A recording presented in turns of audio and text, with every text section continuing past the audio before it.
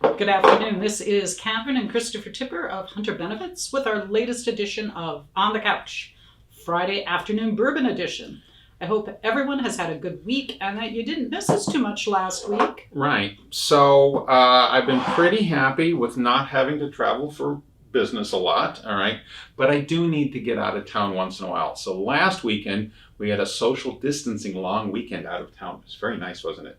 I stood in a lavender field. Here's looking at you, kid. Oh, that's right. That was fun. So anyways, so for this week's video, I did a very brief survey to see what advisors would like to hear about, all right? And the answer was, why use a TPA for owner-only plans instead of a large national bundled provider? What is an owner-only plan? What makes it different? Well, to begin with, owner Ks, solo Ks, owner-only plans, those phrases aren't really phrases that the IRS has come up with. They are really just marketing. The non-discrimination rules, the coverage rules, the limits, those are all the same as normal plans. They even have the same document requirements too. It's just a lot easier to pass all the mandatory tests when the only employee is the owner. Wait, you technically need to do all of those tests? Even the top-heavy tests? Oh, yeah. Yep. Just super easy to pass, again, when you don't have any employees. So if you have full-time employees that are non-union, Yep. Do you have to count those? Oh, yeah. You have to have them covered somehow. I've had conversations with advisors and employers who thought that the IRS has come up with a plan that allowed them to only cover the owner. They did not need to cover the staff. No. Owner-only plan does not mean you only have to take them into account. So, Christopher, what are some of the things that you've seen when you've gotten some plans? They said we're owner-only. Yeah, well, no current plan document. Now, we usually have to go through the correction process to get the document up to date. That's no fun. Also, part-time employees incorrectly excluded from the plan. The problem is when you do that, it's no longer an owner-only plan. How did that happen? Well, so the usual situation is a variation of this. New business that's successful with immediate positive cash flow. They want to set up a brand new 401k plan during their first year, but the owner doesn't want to have to wait a year until next year to get in their own plan. So they have immediate entry and no other eligibility requirements, but because the business is doing so well, they then almost immediately hire a part-time employee. Do you see the problem? Because they had a plan set up to no eligibility, they now have rank and file employees in the plan. What can be done to prevent this? Hire someone who knows what they're doing. Oh, sorry, that's the whole point of this. Okay, yeah. All right. So have the plan, have the normal maximum waiting period, age, hours, the whole shot, but have it set up so that employees employed on a certain date, the owner, are in right away. Now, a lot of the free plan documents for owner-only plans don't even have this as an option. Now, another problem we see a lot, is that two owners are not wanting to contribute the same amount. What do you mean?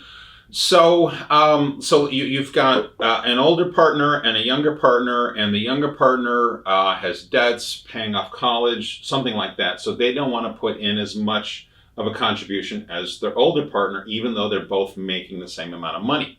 Now, most free plan documents only have pro rata as an option for either the employer match or the employer non-elective contribution. That's the fancy phrase for profit sharing.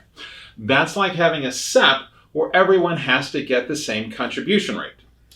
And there's other ways to do this? Oh yeah. Have the plan set up so that each owner gets their own contribution amount. Super simple. Another thing is that really low-cost carriers don't keep track of anything other than when a 5500 EZ needs to be filed.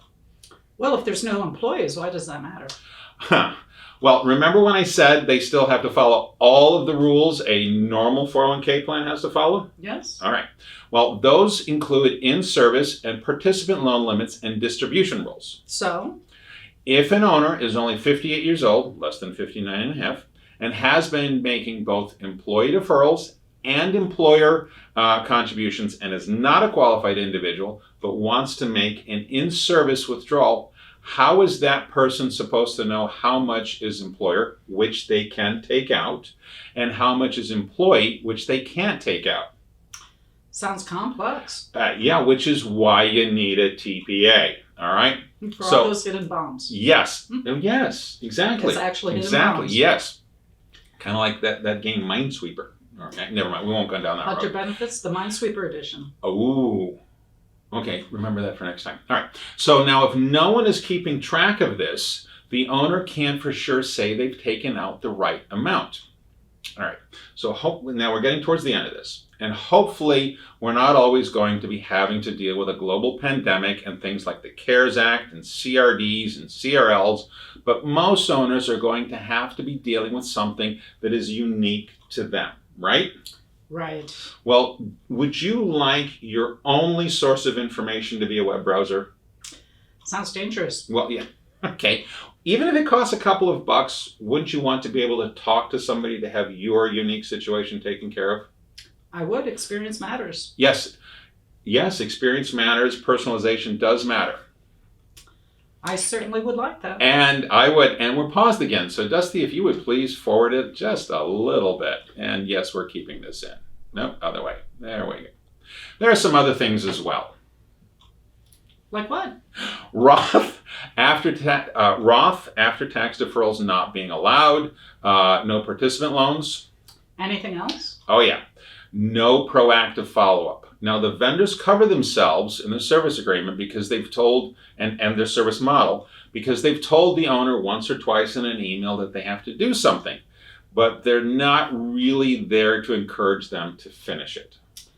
Whereas an independent TPA normally takes on a much more hands-on approach and keeps contacting them until they do what they're supposed to do, right? Right. Also, one last big point. You go through this process because you want a specific type of tax treatment on your deferrals. And if you really screw up the rules, your deferrals could be disqualified and you'd have to redo your taxes. Christopher, would you say the TPA fee is a small price to pay to really lock this down? Absolutely. Well, that's it for today. If you have any more questions, comments, suggestions for a future video, please contact us at sales@hunterbenefits.com or visit our website at hunterbenefits.com. Take care and have a fun and safe weekend.